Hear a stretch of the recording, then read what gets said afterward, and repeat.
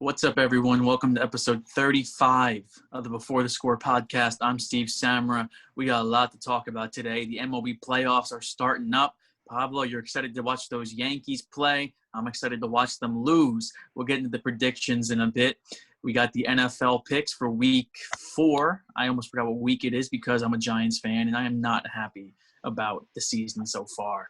But Pablo, you seem pretty happy that baseball playoffs are here and the Yankees are in it. So let's start with you. Yankees, Indians, game 1 tonight. You'll be listening tomorrow. You'll be happy. You'll be sad. We'll find out. But Pablo, tell me, what do the Yankees need to do to win the World Series this year?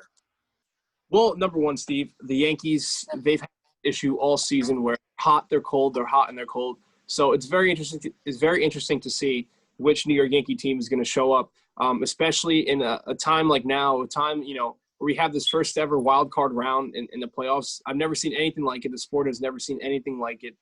Every team is sort of forced to play like this winner-go-home series. It's best 2 out of 3. But the problem now, and the big problem with this, is that there's going to be no days off in between. So let's say the Yankees do find a way to win, 2 out of 3 here, then they advance to the next round. You're going to play 5 games straight.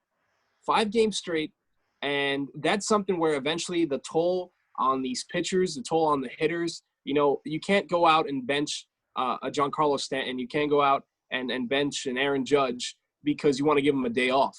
This is the playoffs. You need to have every one of your guys good and ready to go. So that's something that's going to be very interesting. And you know what? Game 1 tonight, we got Garrett Cole. We got Shane Bieber, who's probably going to win the American League Cy Young this year. This guy has just been absolutely amazing. You have 2 of the absolute best pitchers in the American League going at it tonight. And I'll tell you what, I'm super nervous. What the Yankees have to do before they can go ahead and before I can give any predictions as to what they have to do to win a World Series, number one, they have to win tonight. They have to make Shane Bieber pitch. They have to move guys over. They have to do whatever they have to do to score runs and hold the lead because their bullpen has not been very well.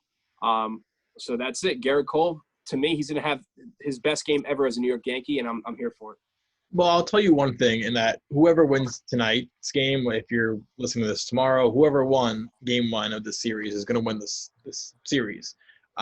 You look at the Indians' next 2 starters, you see Carrasco, you see Plesac, and they're both going to have the pitching advantage against the Yankees in games 2 and 3, if there even is a game 3. So the Yankees go down 1-0, and they have to face 2 better pitchers than who they're going to be throwing out on the mound. They throw out who's starting game 2 for the Yankees? Because I know Happ would be game 3. So Tanaka number game 2. Game two would be Tanaka, and yeah, so I'll tell you what, they're down on Tanaka, and he hasn't had that great of a season. But Tanaka is built. He's having a right season, and Tanaka's the kind of guy who always pitches better in the postseason than he does in the regular season. So I wouldn't be too worried about that. It's just, as a whole, the Indians, they have one of the best bullpens. They have Karinchak. They have Brad Hand, who led the AL in saves. The Indians' pitching is just phenomenal. You have Jose Ramirez, who is one of the MVP candidates of this year. You have Francisco Lindor. I know some Yankee fans who are happy they got the Indians instead of, say, the White Sox or somebody. But this Indians team is very good. This Indians team, they're not the flashiest and sexiest team, but they're built for the playoffs. So I'd be scared about this 3-game series. The Indians were built for the playoffs. They're also built for the 60-game season. They definitely overachieved. I think in a 162-game season, I really don't think that they would have even made the playoffs. I think that if it was on that long of a scale. The Indians have the perfect team for this type of season and this type of round. They have good hitting, they have good power, and they have good top-of-the-line starters with Shane Bieber leading that charge, the Triple Crown winner in the AL. When was the last time that even happened? I really don't even know. Shane Bieber – I couldn't really tell you. I'd probably say Clayton Kershaw in the National League. Or Verlander. Well, Shane Bieber – I'm not sure, yeah. Shane Bieber, no relation to Justin. That guy is a beast. Game 1 tonight, if you're listening, it was yesterday, but as we've mentioned a bunch of times already, it will be a great game. Cole versus Bieber. You really can't ask for anything better than that. I do think, Pablo, I'm sorry to say, I do think that the Indians are going to win this series just because that pitching is just too much for the Yankees to handle, especially all those righties right off the bat. And the Yankees lineup, it just has disappointed me this year. But Luke Voit That guy's been a beast. He should be in the MVP candidate. He should be a big MVP candidate. He's in that race. The Yankees need to ride Garrett Cole if they're going to win this series, and it has to start tonight. So, but my prediction, I think the Indians win. I don't think it's a clean sweep, but I think they win 2 out of 3. Pablo, before you answer that, let me just say one thing and remind the listeners that Steve picked the Indians as his overrated team in the American League to start the season, if my memory serves me right. Yeah, that was they are overrated. In a 162 game year, they would have been overrated. I could easily 60 games. I chose the Cubs as my overrated team. The Cubs were one of the best teams in the National League. I also said that in a nutty year like this, you could see the Marlins walk away with the World Series. And look, the Marlins are in the playoffs for the first time in 17 years. I mean, this is crazy. This year, anything could literally happen. But the thing, Steve, one last thing, when you talk about the Indians, I really don't think they have better pitching than the Yankees. Obviously, their number one is amazing. The Yankees' number one, amazing. But besides that, I don't think this is opinionated, Pablo. I think this is factual stats that the Indians have a much better pitching staff than the Yankees. Yeah, but when you're talking about the advantage, look, I understand the Yankees bullpen hasn't been there, but when you're talking just pure, history and what these guys have done, even in the playoffs, the Yankees bullpen guys, especially guys like Chapman and Britton and Chad Green, they have absolutely shown up in the playoffs. And this is, you can't even think about what they've done. You have to put that all away. This is something where I understand there's no fans, so there's not that type of pressure, but it's still the playoffs. You're going to see guys crack under pressure. You're going to see a guy like Masahiro Tanaka just stand up, and he's going to put this team on his back when they need him if they go down, 0-1 or whatever.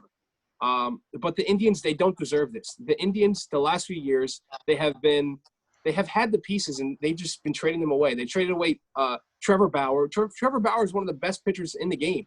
They traded him away last year. They traded away Mike Clevenger this year. Every year they keep trading away. This isn't a team that deserves to be where they're at. This is a team that, quite frankly, they just shouldn't be here. They're not on line with the Yankees. But look at the Indians. They traded away 2 of the top starters in baseball, Mike Clevenger and Trevor Bauer, and they still have one of the top 3 rotations in baseball. That organization just churns out these pitchers, and they can get some other younger assets for these pitchers that can be replaced, as they've shown, then I can't really knock them for what they've done. The Indians, Pablo, just because they don't hold on to all their assets because they're really a small market team. They're in Cleveland. They're not the Yankees. They can't afford to pay these guys all that money. And if my memory serves correctly, Trevor Bauer was throwing the baseball over the fence last year instead of striking out batters, and the Indians weren't in the best headspace. So that's why they got rid of him. But Bauer, yes, very good year. Andrew, let's not bring up my predictions from before because I had Josh Donaldson as my MVP in the AL, and that guy didn't even play today. He's not even on the roster. So I'm not going to revisit those. Listen, my NL overrated team was the Brewers, and they somehow made the playoffs, which was kind of bullshit, but whatever. Everybody's overrated team made the playoffs except Dan's. Dan had the Red Sox, but I don't even think nobody was overrated. That's a layup pick. That doesn't count. Yeah, so wait, who does not count, Dan? I'm pretty sure my underrated team made the playoffs. Your underrated team, all our underrated teams made the playoffs. I had the Blue Jays. I had Braves, and they were the of course. No, your underrated team was the Reds. The Rays. I think you said the Braves. The Rays. Pablo, you had the White Sox, and Dan had the Reds. So everybody made the playoffs. Okay. Wow, that's great. Let's talk about our World Series predictions from our episode 31 baseball preview spectacular. Does anybody want to make any changes? This is the last chance you get, so let's hear it. Did I not pick the Mets I had the Dodgers versus the Rays. I want to keep that. If my memory serves me correctly, that would be your pick, yes. Well, my brain is telling me Dodgers versus Rays, but my heart is telling me Yankees versus Dodgers. It just has to be the Yankees, because if it isn't, then why am I even going to watch the game? So, I mean, honestly, bro, this year is nutty. I'm telling you, bro, there's going to be a team within the final 4 teams that you would have never expected. Maybe a team like the Padres, a team like the White Sox, a team like the Marlins. I'm telling you, one of these teams is going to be there. I'm telling you, they're going to be there. They're going to stick around. My original prediction was a nutty prediction. I had the A's and the Reds. The A's looked pretty good, except they lost today to the White Sox. But the Reds, on the other hand, I don't know if I'm confident in either of these teams to make it to the finals. So if I really don't like that You want to know prediction something, Steve? anymore. You want to know something, Steve? When you talk about the Indians and you said they were built for this series or built for the season, I think the most perfectly put together team for this type of series is the Reds. The Reds, they have a stacked, 1, 2, 3 in that rotation. They have a absolutely loaded, team. Their lineup is loaded. If their lineup could only get hot and their pitching could, throw the ball the way they should, this team is going to be super dangerous come the playoffs. Yeah, the Reds definitely, they fit that criteria. The A's, on the other hand, they really don't fit that criteria at all. Their starting pitching is not that great. Luzardo, I was surprised he got the nod in game 1 after that rough September he had, but he got the nod and he didn't pitch too well. So I really don't know if either of those teams will make it, but hey, I made it this far. They both made the playoffs, so I might as well stick with that wacky prediction. Let's move on from baseball after all that. Pablo, you might be a happy camper tomorrow. We'll see. Let's talk about this week's football games because there was some ugly football played by the teams in this podcast. Starting off, week 4 will be Andrew's favorite team, the New York Jets. The Jets come in as home underdogs against the Denver Broncos. So, Andrew, what's going on with the Jets? What's wrong with this team? Okay, listeners, cover your ears for a second. But the Jets fucking suck. They are awful. This is one of the 5 worst teams I've ever seen in my life. This is the worst Jets team I've ever watched. I'm a Jets fan. And I have been for a long time. And I've seen some really bad Jets teams. I've seen Geno Smith throw to no-name receivers. And I've watched the Geno Smith game where they didn't let him throw the ball with Rex Ryan against the Dolphins. I've watched Mark Sanchez in his 4-12 years. And this is the worst team by far I've ever seen. You have Chris Hogan going into the game against the Indianapolis Colts as the number 1 receiver. He finished with 0 catches for 0 yards. Braxton Berrios is their top target. Braxton Berrios got cut by the Patriots last year. The Patriots, who didn't have any wide receivers last year. He got cut by that same team. This Jets team is going to lose to Ripien or whatever that guy's name is in the Broncos, the third-string quarterback who's starting for them. They're going to lose. They're going to lose big. Melvin Gordon's going to have 2 touchdowns to get the Jets, and the Jets are going to lose 28 to 17, sure. You see, what would be the most Jets thing to do? They're going to win. They're going to win, and Adam Gase's not going to get fired. They're going to come out. The New York Jets are going to come out, and they're going to beat the Denver Broncos because the Broncos, they're 0-3. They stink, too. I mean, I like Drew Lock, but Brett Rippon, this guy, who the hell is that? Get him off the field. Put in Blake Bortles. How is Brett Rippon starting over Blake Bortles? The team is – the Broncos – Vic Fangio is going to get screwed over because the Broncos, they lost so many close games last year. And now in his second year, first game of the year, they lose a close one to Tennessee. And then his starter gets injured in the second game. This guy's getting a raw deal as a head coach so far because I really do like him as a head coach. I think that Adam Gase's former team keeps Adam Gase as the head coach of the New York Jets for at least another week. I think the Jets win a close one at home, an ugly game that I don't even know if I'm going to watch. I might just watch because, misery loves company. Maybe I'll watch with Andrew. It's going to be an ugly game. Pablo, who you got here? Well, I personally don't think the Jets have it this year. They just don't have the sauce. Just like the Giants team, these teams are very similar in the fact where they do have bright spots on their roster, but as a whole, they have so many holes that it's just very hard for them to put on a quality team on the field. So, personally, I do think it's going to take a few years for both teams. Yeah. One more thing. Who are you picking, though? One more thing on the Jets is that Not the Jets. that even if the Jets somehow win, and the fact that I'm saying the Jets somehow win against a third-string quarterback, a winless team with a third-string quarterback, if they even win this game, that Adam Gase needs to be fired. And if he's not fired after this Thursday night game, because I understand not firing him after the worst game I've ever watched against the Colts, the worst game I've ever watched besides the Patriots last year, second worst game I've ever watched. If he's not fired after this Thursday night game, if he is the head coach for week 5, I am not watching the game. And I'll say that right here. Now, every Jets fan is ready to give up on Adam Gase. That's understandable. I was ready to give up on him. I'm not a Jets fan, but I was ready to give up on him the minute he was hired and he was looking 3 different ways at the press conference. Are Jets fans ready to give up on Sam Darnold? That's a good question. I think it depends. I think it depends on where they draft. I think if they have the number one pick, the consensus among Jets fans is going to be that they want Trevor Lawrence. But if they have, say, the fourth or fifth pick and you're going to take a Trey Lance or something like that, I think they'd rather stick with Darnold and use that pick on, say, another wide receiver, Jamar Chase, or a offensive lineman.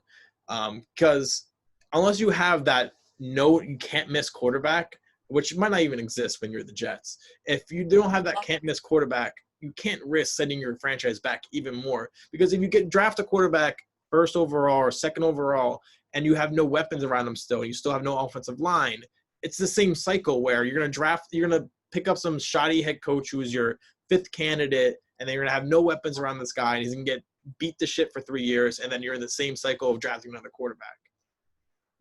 Yeah, I really don't even think Trevor Lawrence would succeed in this offense that the Jets have right now with Braxton Berrios, with Chris Hogan.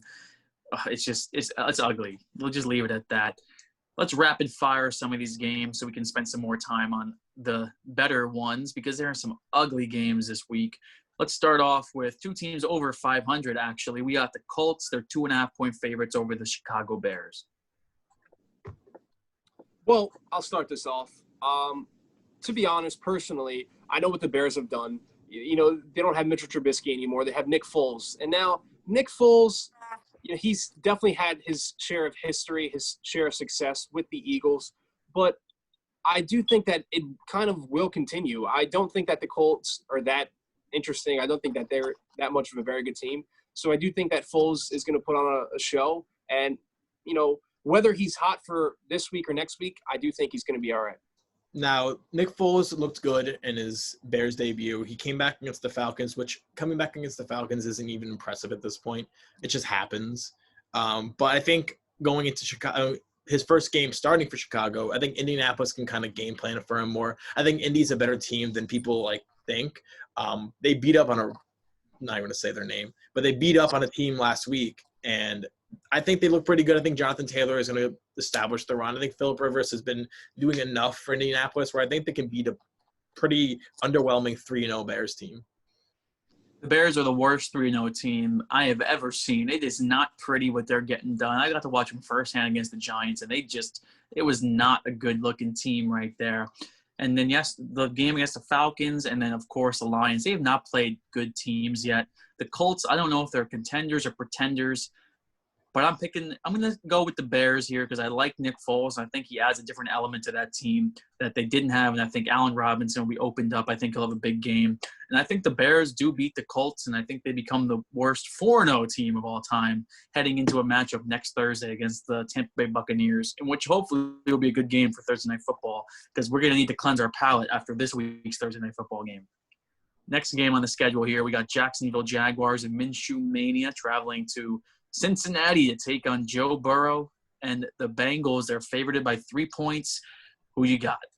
I actually think Cincinnati played pretty well against Philadelphia. I know the Eagles are a pretty shit team right now, and they've been playing awful. But Cincinnati has shown some stuff. They've showed life against they should have beat the Chargers. They should have tied that game up. They played pretty well against the Browns. They were in that game for the majority of the way. They were in the game. They went to overtime and tied against the Eagles. I think Joe Burrow has looked pretty damn good for what his situation is and how bad his offensive line is with no running game. So I think the Bengals win this game. Jacksonville, they've looked good under Minshew. They looked horrible against Miami. So I think they'll be better than how they looked against Miami, but I think the Bengals win. I'm going to have to, piggyback on that. I do love what Joe Burrow has been doing in his short tenure as the quarterback for the Bengals. So I do think he's going to, sort of ride that wave going forward. The Jacksonville Jaguars, aside from what Andrew said, I don't really see too much spark around that team. So Joe Burrow, his team's going to take it. Yeah, give me the Bengals here too. I think this will be Burrow's first win of his illustrious NFL career so far after getting a tie. I think he might be the first quarterback to ever get a tie before a win. But Kyler Murray did it last year too. How does that happen?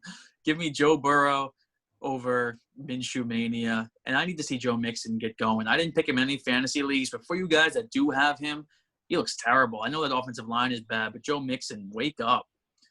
Cleveland Browns traveling to Dallas to take on the Cowboys. Cowboys are 4.5-point favorites at home. Can the Browns get to 3-1, or will the Cowboys go to 500? Well, I'll start this one up here.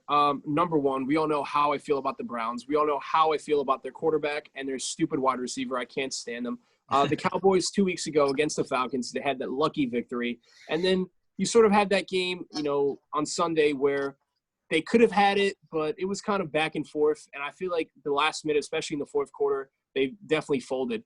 Throwing that pick with, what was it, like 2 minutes left. So I don't think that they are going to lose. I do think that they are going to squash the Browns. And I see a week 4 victory for this team. I hate to agree with Pablo on this one, but I do think the Cowboys win this game. I think the Browns are kind of not built to play the Cowboys style of offense. I think the Cowboys are going to put up a cool 30 points with ease because Dak Prescott, whether you like him or not, he's putting up numbers. So he's throwing for 400 yards a game. You can't really ignore that, regardless of what you think of him. So I think the Cowboys score enough points where the Browns kind of slow-paced ground and pound isn't going to work. They're going to have to throw the ball. Baker's going to have to throw the ball.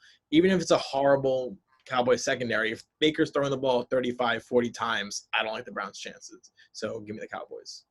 Yeah, unless the Browns keep it close and just run the clock with Chubb and Kareem Hunt, I don't see them winning this game. Dallas can put up points. They put up points at a huge clip. I just don't see Baker Mayfield being able to keep up with Dak Prescott in a shootout. Those Cowboys corners have been suspect, but I can't see. I feel bad for OBJ because he doesn't have Eli Manning anymore against the Cowboys because Baker's not going to get the job done. Next game on the schedule here, we have the surprisingly 1-2 Saints going up against the 1-2 Detroit Lions. The Saints are 4-point favorites. Who you got in this one? Now, I think that the Saints are going to clobber the Lions, and I think Michael Thomas is going to be healthy enough to play this game. And if Michael Thomas plays, then that's a whole different aspect to that Saints offense where they're putting up points even without him because Alvin Kamara is a man possessed right now. But I think Drew Brees is kind of pissed. I think this team is kind of pissed at starting 1-2. They're a lot better of a football team than 1-2. And Detroit's pretty bad. They beat Arizona because that was kind of like a trap game for Arizona.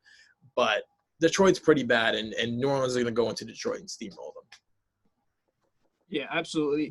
Drew Brees, he's one of the best quarterbacks of our generation, of our lifetime. He's just going to do his thing. Assuming that Drew Brees is okay and he's back to normal with Michael Thomas, it's hard to pick against the Saints going into Detroit. So I'm going to go with the Saints here. They win, they cover. And Detroit, please give DeAndre Swift the ball. What are you doing running with Adrian Peterson 20 times a game? DeAndre Swift doesn't even have a carry last week. I know you won the game, but come on. Guy you drafted the guy in the second round doesn't get one carry? Ridiculous. Next game on the schedule, we'll assume this game is happening because we don't know with the whole COVID-related concerns, but I'm sure the NFL, you know them, the show must go on. Let's go Pittsburgh, Tennessee, Battle of the Unbeatens. Who you got? The Titans are an ugly 3-0. The Titans, they won a sloppy week 1 when they couldn't kick a field goal for their life. They won week 2 against the Jaguars in a kind of a shootout. They won last week against the Vikings in kind of another shootout. So that Titans defense isn't what it was last year.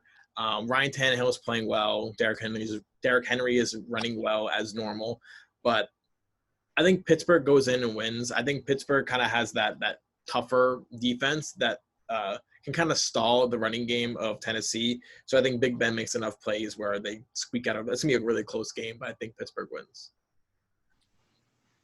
Yeah, absolutely. Pittsburgh, Big Ben, this is a guy who has definitely been there. He doesn't have his weapons. He doesn't have all of them, of course, because they have since gone on, to other endeavors. But I do think that they're going to do good. They're going to win. Give me the Pittsburgh Steelers. I can't pick against them when the Titans are not even going to have a full week of practice before the game. That's tough to do. Titans could come out and shock you, but I really can't see them coming out and winning when you didn't practice all week. It's just really tough to do in the NFL, but that's the world we're living in right now. So give me the Pittsburgh Steelers. With practice, I might have picked the Titans, but Steelers have to be the pick. Next game on the schedule, you got the Seattle Seahawks coming all the way to the East Coast to play the early game against the Miami Dolphins. Who you got here? To me, I think Andrew, I'll start first. I think this is the easiest game of them all. The Seahawks, especially Russell Wilson, he looked absolutely unstoppable. This guy cannot be stopped on Sunday's game. Even though it was a very back and forth game, like I said, this guy just looks amazing. He's just going to continue his performance, his dominance, and I do see him squashing the Dolphins. Now, on paper, this looks like the easiest pick of the week. This looks like it's going to be a blowout. Russell Wilson's going to throw 9 touchdowns against the Dolphins because the Dolphins' defense is pretty brutal. But I'm not going to call it a trap game, but I think a tiny bit. I don't think Miami has a really shot of winning this game, but I think it's going to be a lot closer than people are going to think. I think Ryan Fitzpatrick kind of has these weird games in him where a good team comes into town and he plays better than people give him credit for. So I think Miami kind of keeps it a close game in the fourth quarter, but Russell Wilson's on an MVP level, so he has to win this game. Andrew, you kind of hit the nail on the head there, and I'll take it one step further. The Miami Dolphins pull off the upset of Week 4. They're going to win this game, and you know why? They got 3 extra days to prepare for the Seattle Seahawks here, and the Seattle Seahawks defense is terrible. It is a terrible defense. You went out and you got a safety instead of a defensive end or something else. And that's what you needed. You need a pass rush. You don't have any pass rush. The Dolphins' defense has not shown up yet this year, but there is a game that it will. They have the 2 highest paid corners in the league. They have to show up eventually. And they got Kyle Van Noy. The defensive line isn't too bad. Ryan Fitzpatrick, like you said, has those weird games. He's one of the most competitive guys in the whole NFL, and I think he gets the job done. Those fans in the stand, they will make a difference. The Miami Dolphins shocked the world on Sunday. Next game on the schedule, the LA Chargers and Justin Herbert travel again cross-country to Tampa Bay, and they play the Buccaneers and Tom Brady. Buccaneers favored by a touchdown. Who you got here? Let me start this off. I have a bone to pick with the damn Los Angeles Chargers. I'm not picking them to win another game this year. Every time we do this show, every time we pick teams, I'm picking against the Chargers. I'm pretty sure I was mad at them last year for something, but I'm mad again at the Chargers. They lost me a couple bets. They knocked me out of a survivor pool. Justin Herbert is a fraud quarterback. The defense sucks. Anthony Lynn sucks. The Buccaneers are going to win by 25 points. Boom. Well, I couldn't agree more with the Buccaneers. Tom Brady, this is a guy who has yet to, sort of show what he can do, especially with the new offense and new defense and completely new team behind them aside from obviously Gronk. But I think that this guy is going to start getting hot. And if last week was any inclination, this guy is going to start going on a run. Justin Herbert playing his first road game. Welcome to the NFL, rookie. Tom Brady's going to give it to you this week. The Buccaneers are going to win big time. That defense is good. The Chargers are coming off a tough loss to not a good Panthers team. Give me the Buccaneers to really lay into them. Baltimore Ravens go to Washington, the Battle of Maryland, to play the Washington football team and Dwayne Haskins. Ravens are 2 touchdown favorites in Washington. Who you got? My phone says they're minus 13, and I'm going to take the Ravens to cover and win that game. I think they're going to absolutely steamroll the Washington football team. I think Washington is the kind of team where they always fall behind early. They're going to fall behind to the Ravens, and the Ravens are just going to run the ball all over them. Lamar Jackson's pissed. That Ravens team is pissed. They just got embarrassed by the Kansas City Chiefs. They want to prove that they're not to be like looked over. They're one of the top teams in the NFL still. So they're going to come out and they're going to prove it, and they're going to win in that classic Ravens run the ball blowout fashion. Yeah, definitely, man. I mean, this is another one of those games where you absolutely cannot lose to the Washington football team. You cannot lose to a team that has no identity. The Ravens, they have obviously Lamar Jackson, one of the greatest players in all the game. So I think that they're going to show out and they're going to absolutely crush the Washington football team. After week 1, we all thought it was a different era in Washington. They have a new name. They have a new head coach. The quarterback looks good. But it just turns out that the Eagles are just as bad as the Washington football team. This team is not a good team, and it might be contention for the number 1 pick because they are terrible. Give me the Ravens to cover big time. The Ravens are going to have a get-right game against the Washington football team. Next game on the schedule here, you have the Arizona Cardinals traveling to Carolina to take on the Panthers, 3.5-point favorites. Who you got here? Pablo, you start this one off. Well, this is a really tough one, and I know you're setting me up here. I got to go with the Cardinals here. I do not feel very good about the Panthers. Obviously, it's their first year going forward without their quarterback. I just don't think that this is a very good team as of right now. Anything could change. It's only week 4. But I do have to see the Cardinals win here. Yeah, I mean, the Panthers looked pretty good last week. They beat the Chargers, who suck. First game without Christian McCaffrey. Mike Davis ran the ball pretty well. They kind of replaced him as well as they could. Teddy Bridgewater is not lighting the world on fire, but he's doing just enough what he has to do to get the ball to his playmakers' hands and just letting them do the work. Their defense, I don't like it. I don't think they have a chance to stop Kyler Murray. I think Kyler Murray is going to go into Carolina, and he had some turnover problems last week, and that kind of was one of the reasons why the Cardinals lost to the Lions. I think Kyler Murray gets right. I think they win big. Panthers don't have good cornerbacks. They don't have good linebackers. Kyler Murray's going to run all over the place. DeAndre Hopkins might catch 10 touchdowns. The Cardinals are going to go in and kill the Panthers. It's going to be an ugly game. Next game on the schedule here, you have the Minnesota Vikings and the Houston Texans, two playoff teams that are now 0-3. Who's going to 0-4, and who gets their first win of the season? These teams are disgusting. Let me just say that both these teams just irk you to watch. At least they're competitive in their games, I'll say that. I do think the Texans win this game. Watching the Vikings is just something's not right with this Vikings team. This defense is so bad with the Vikings. I've never seen the Vikings have this bad of a defense ever. Kirk Cousins, he had a really bad game against Indianapolis, but he hasn't played terribly besides that.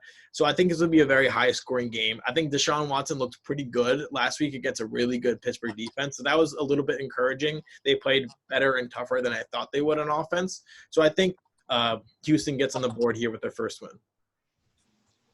I'm going to have to agree there. I just think Houston is a better team. No offense, Dan, even though we have beef.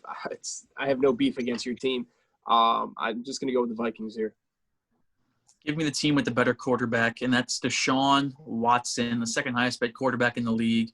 Vikings 0-4 is staring you in the face, and it's going to be a reality. Houston gets their first win of the year. This is going to be a tough one for me to even talk about. New York Giants travel to Los Angeles to play the Rams in their new stadium, and the Rams are 12-point favorites. Do I even have to ask, who do you got here? I'm sorry, Steve. This is going to be an ugly game. You look at what the Giants did last week against a really, really banged-up 49ers team. I thought the Giants had a chance to win last week. I was pretty high on they had a chance. The Niners are afraid of the MetLife turf. No one wants to get injured again. They're resting their starters for their next week. Now going into L.A. to face Aaron Donald, Jalen Ramsey. This offense has no life. Jason Garrett has brought nothing to the table in New York compared to what he did in Dallas. Everyone said, oh, Dak Prescott's throwing for 400 yards a game. Jason Garrett, a good hire. But he just hasn't shown it yet. No running game whatsoever. Devonta Freeman was a ghost on the field. Daniel Jones has to play better this week. I just don't see them competing in this game. Well, Steve, I'll let you go last, obviously, because you're the big Giants fan. Daniel Jones, he had way too many turnovers, way too many picks, way too many interceptions. But that's the type of game that he's going to have to sort of do, especially since he doesn't have his running back to always give the ball to. You don't know what Freeman's going to give you, especially since he hasn't really been, you haven't seen him in what has it been, a year or whatever, a few months. You haven't really seen what this guy has been able to do, especially being the number one running back. So I do think that Daniel Jones is going to have to get it together if this team wants to make any sort of run. If not, I think this team I really do think they're going to maybe win 1 to 2 games at most this season. Two things to touch on from last week before I make this pick. One is that the 49ers JV squad, I think that team could easily win the NFC East. That is still better than a lot of the teams in the league. They could beat at least half the league. That is a talented team still. So I wasn't really putting too much stock into that JV stuff. I thought the Giants would be more competitive. But the 49ers team is still way better than the Giants team is right now. And you have one of the best head coaches in the league, of course. But one thing I learned on Sunday from watching this Giants team is that you have to start questioning if Daniel Jones can really do this. And it was on the 1-year anniversary of his amazing game against the Buccaneers where you thought you finally found the franchise, the heir apparent to Eli Manning. He was given the keys to the car, and that was his worst game I've ever seen Daniel Jones play. Turning the ball over, missing open receivers. The team just looks devoid of talent everywhere, and it looks like New York football, and you don't even know which team is worse at this point. And who would have thought that when Adam Gase is the head coach of the New York Jets? So it really concerned me, and that's why that loss felt worse than a lot of losses I've seen in my years as a Giants fan. And the outlook from now on is just very bleak until they can get a new GM in there or we get some wins under our belt. And I don't think we're going to get a win this week. I think Aaron Donald might have 100 sacks this week because he's going up against a rookie, second-year center who's first year ever playing center. Aaron, the best player in the league, MVP candidate, Aaron Donald. Welcome to the show, boy. And then you have no wide receivers out there who can get any separation. Defense is going up against Sean McVay. Sean McVay is going to be such an overmatch. It is just going to be ugly, and I don't think 12 points is enough of a line. I think it should be like 50 because the Rams are going to kill the Giants this week, as much as it pains me to say, but I'll be watching it, and I'll be miserable. Next game on the schedule here, of course, this game happens at the same time, so at least I'll have an ability to switch back and forth because this should be a good game.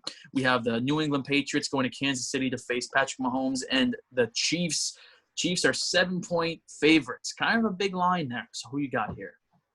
I don't remember the Patriots ever being 7-point underdogs in a while.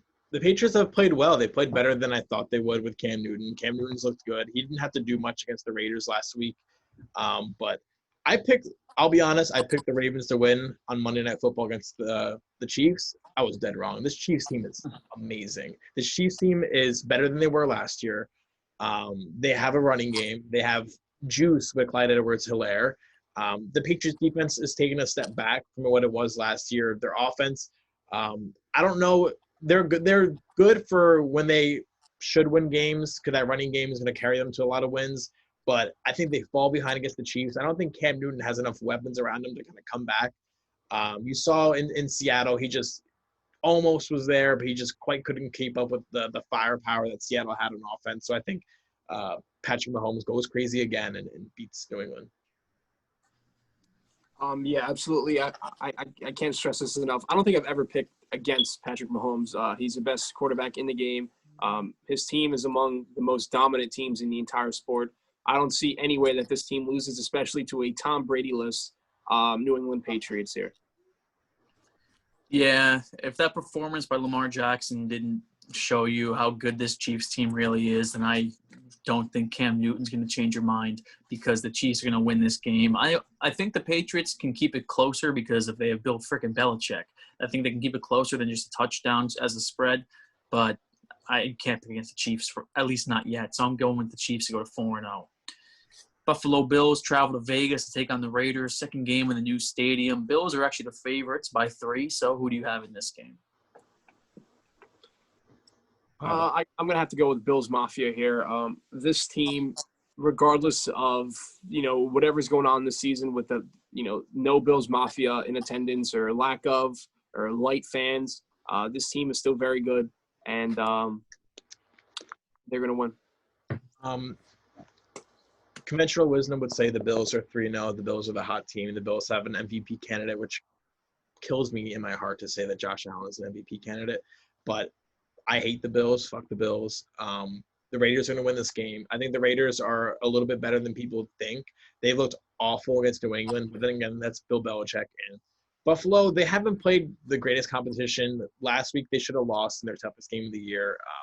Blowing a 28-3 lead against anybody is inexcusable. Even if you win the game, they still let the Rams take the lead. This Bills defense isn't what it was last year. Their offense has been way better than it's ever been. But their defense also isn't there as well. So I think Josh Jacobs and Darren Waller, who didn't catch the ball last week, has a better game. I think John Gruden gets a win at home. There's something in that Vegas era when the Raiders go and play there, apparently, and give me the Raiders to win against the Bills in front of that Al Davis torch. That stadium is sick. I hope I'll be able to watch the highlights of that game. That's going to be a good game right there. 2 really tough primetime games. To go with our Thursday night game, that's also a tough watch. We have the Philadelphia Eagles without a win yet going into San Francisco to face their JV squad. We'll see if Jimmy G and Kittle come back. But the 49ers, no matter what, are still favored by a touchdown. So who you have on Sunday Night Football? I don't think it matters who is that quarterback. Nick Mullins is one of the best backups in football. I mean, it helps playing in a Kyle Shanahan offense. But then again, like the Eagles have been one of the 3-4 worst teams. Like they should be a New York team the way they've been playing. Carson Wentz is hearing whispers about him getting benched for Jalen Hurts. Their defense has not been terrible, but it hasn't been doing enough to keep them in games. They have no weapons on offense. Dallas Goedert just got hurt, so they have Zach Ertz and a bunch of nobodies. Deshaun Jackson's hurt. This Eagles team is just stuck to all of life. So they have no life. They have no energy. So they can't beat the San Francisco team that's too well coached. The San Francisco team, it's very good. You could say whatever you want. They beat the Giants. They don't have their star players playing. They have their JV squad playing. Doesn't matter. They're one of the best teams. They made it to the Super Bowl last year. I can hate on them all I want. They're just that good. The Eagles stink. Carson Wentz stinks. Niners, they got lucky here with all these injuries playing the Jets, the Giants, and the Eagles. They're going to get through this patch unfazed. They win big on Sunday Night Football. Finally, Monday Night Football. Louis Riddick, Brian Greasy, Steve Levy on the call for Atlanta Falcons at Green Bay Packers. Packers 7.5-point favorites. Who you have here? Now, the Falcons were one of my teams in the beginning of the year who I thought were better than people thought. And I'm a few, blown leads away from being right about that. They should be 2-1 going into this game. So they're 0-3, but they're one of the better 0-3s. I think they're a better team than Chicago Bears, and the Chicago Bears are 3-0 and the Falcons are 0-3.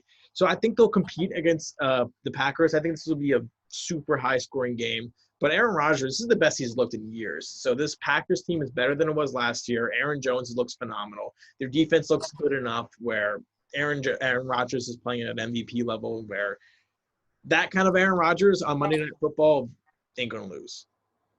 It's really not. And Aaron Rodgers, for the last few years, I've been saying that regardless of the fact that he is regressing, he's still one of the best quarterbacks in the league, and he will not be defeated. He will not be stopped. And this 0-3 is going to very soon be an 0-4.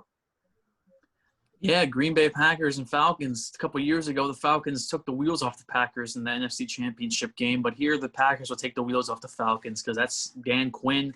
He might get fired after this game. How bad of a blowout it's going to be. Aaron Rodgers looks better than he has in the last 5 years. This game is the Packers. I was not as confident in Matt LaFleur's offense this year as it was last year. And I guess the second year that offense just changed everything because they look amazing. They look better than they ever did last year. So give me Aaron Rodgers and the Packers to win big on Monday Night Football. Round off a pretty tough weekend of matchups games because that's not very watchable, either of these primetime games. Let's get into our questions, and then we'll do a quick NBA Finals pick to end the show. First question we have here is from PK Patel. Speaking of that old Carson Wentz, he wants to know if we can finally label Carson Wentz as trash. Getting close. I've been supporting Carson Wentz since he came into the league. I think he's been better than people give him credit for. I think he unfortunately, his knee robbed him of an MVP in 2016, but it's hard for me to hate on Carson Wentz. He looks horrible, even given his situation, but his situation is so bad. They lost their starting left tackle before the season started. They don't have any receivers. Deshaun Jackson can't be anybody's number one. Miles Sanders missed the game. Dallas Goedert's hurt now. So their tight end is their number one wide receiver with no O-line. So, I mean, hate on Carson Wentz. He hasn't looked good even when the opportunities have been there for him. But, I mean, he's kind of getting thrown under the bus this year. I don't have much to say except play Carson Wentz. And if you are the Bears, you play Nick Foles and you see who has the better season as a quarterback. And then you can go back to that Super Bowl from a few years ago. Was it really the Eagles or was it just Nick Foles? He's just that much superior to a Carson Wentz. That's all I got to say. I've been saying the truth about Carson Wentz for years. The guy is overrated. He had a lucky lightning in a bottle year, similar to Derek Carr with the Raiders. I actually think Derek Carr might be better. Listen to this stat I have for you right here. Russell Wilson could throw 46 picks on his next 46 passes, and he'd still have a better QB rating than Carson Wentz. That screams trash to me. So, yes, you can label Carson Wentz as trash. Next question comes from Mikey Farrow, and he wants to know about 0-3 and 3-0 teams, and he says, Which 0-3 team has the best chance to get into the playoffs, and which 3-0 team is a pretender? Well, I think I don't know. I know me and Steve can agree that the 3-0 pretender is the Chicago Bears. I'm not even convinced they're going to make the playoffs this year, even with the expanded playoffs. I just don't see out of them. They don't look like a 3-0 team. Their defense isn't as dominant as it has been in the past. Their offense should be better under Nick Foles, but I don't trust their running game. I don't trust their offensive line. I don't trust their coaching.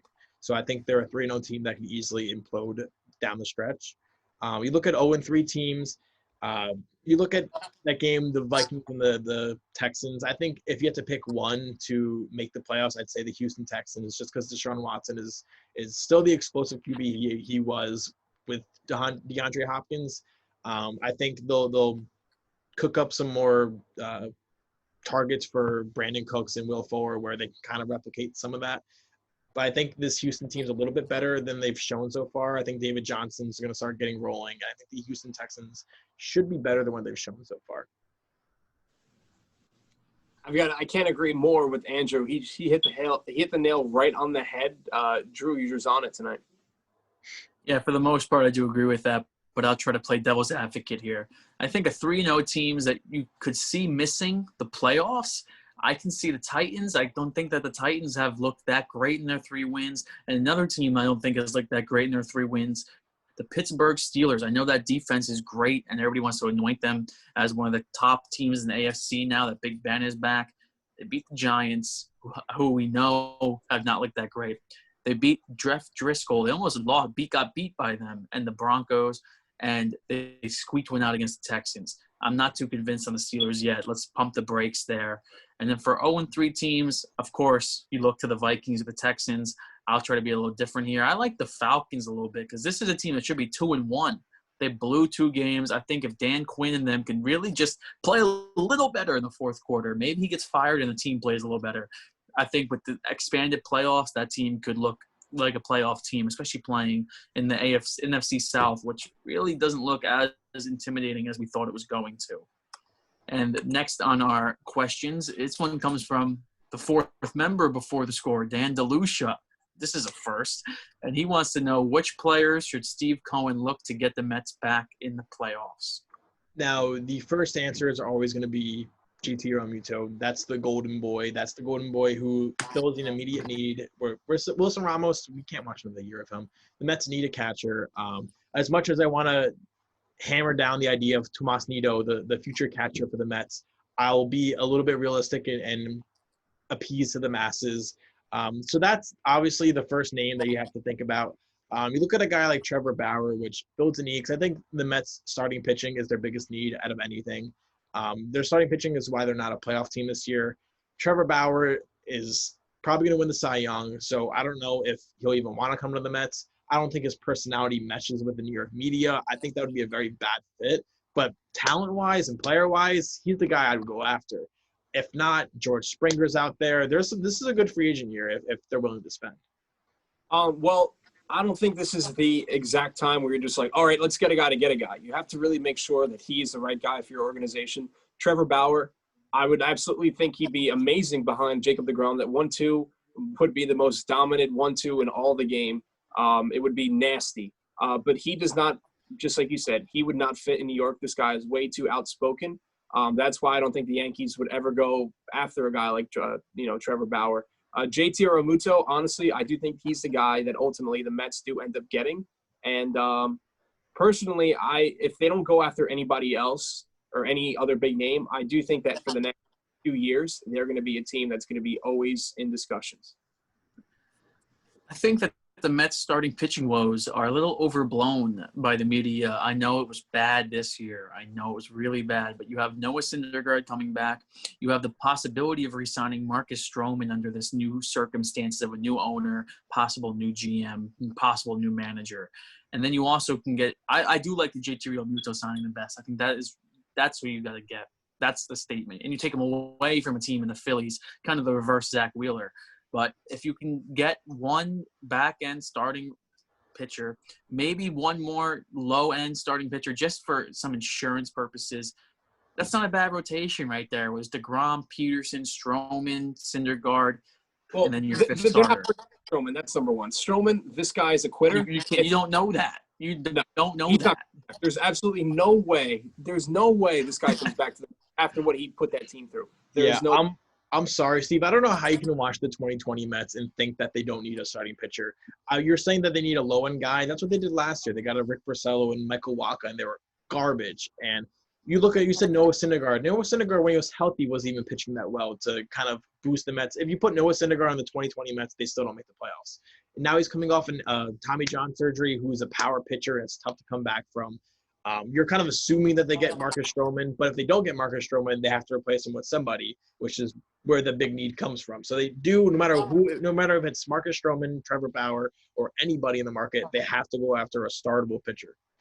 Hey, just watch out because Cohen, I know he's got a lot of money, but you signed JT Realmuto. I don't know how many good starting pitchers you're going to end up getting. I'd rather have a starting pitcher than JT Realmuto. Tomas Nido season. Let's go.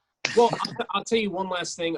Let's try to wrap this up. But regardless of the fact that he is the owner, the person ultimately who has to run things through the owner is going to have to be Brody Van Wagenen. And if he's That's somebody – bold of you to assume he's going to have a job. That's also very bold. Personally, if I took over that team, I would clear house. I would get rid of the GM. I'd get rid of the manager. I would have my guys in the front office. I wouldn't want anything that is Fred Wilpon on my team. So if he is there, you also have to look at a guy like Brody to make some good moves. And if he wants to spend money, that's where a guy that's where the owner would step in. Our final question comes from, I think it's Tarek Al-Casey. I'm not on my phone again. I was forced to use my phone for Instagram. So let's go with Tarek Al-Casey. If it's not him, I'm sorry. They want to know, who is the worst fantasy football player you know? Trevor Bucciarello. That was my pick. Unbelievable. Yeah. I'm sorry, Trevor. I know you're a fan of the show, Trevor, but yeah, it's you. I'm sorry. To wrap it up, give me your NBA final pick. Who's winning the NBA Finals starting Wednesday night? I'm gonna go here. I'm gonna say Lakers in 5. I want to pick the Heat because Dan's really annoying, our fourth co-host with LeBron James and the Lakers, but they're on another level. The West, I think everyone knew whoever was going to come out of the West was going to be a clear favorite against whoever came out of the East. So the Lakers are going to win, I'll say 6 games. I don't want to say I told you so, but I did say earlier this year the Heat were going to go to the NBA Finals, be the Eastern Conference champions, so I'm going to ride this out. Miami Heat in 6. I think that LeBron's ghost come back to haunt him. Pat Riley, Eric Spoelstra, Jimmy Butler, we're going. The Heat are going to win the series in 6. It's going to be fun to watch. It's going to be a good NBA Finals from Disneyland. That's all we got for Before the Score, episode 35. Pablo, go enjoy that Yankee game. I hope that you enjoy it. Follow us on Twitter, Instagram, @BeforeTheScore, and we'll see you next week for episode 36. Thanks for joining us.